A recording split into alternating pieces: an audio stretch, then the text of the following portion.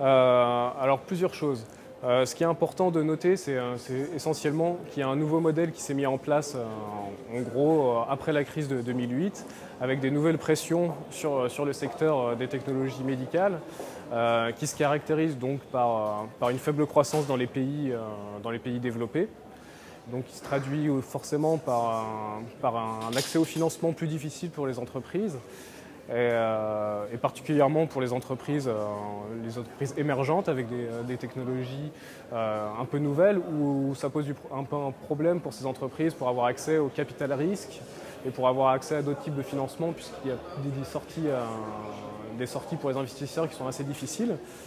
Et l'autre grand facteur qui joue sur la structuration du secteur actuellement, ce sont les contraintes imposées par les différents systèmes de santé à travers le monde. C'est-à-dire les systèmes de santé qui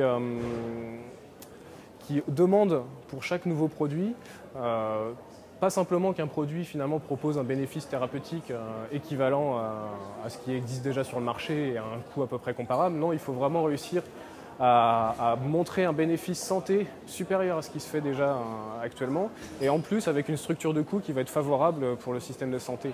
C'est-à-dire que les systèmes de santé, face à la pression effectivement des pays développés donc, qui ont une faible croissance, le vieillissement de la population, il leur faut mettre en place une trajectoire de coût qui soit soutenable sur le long terme.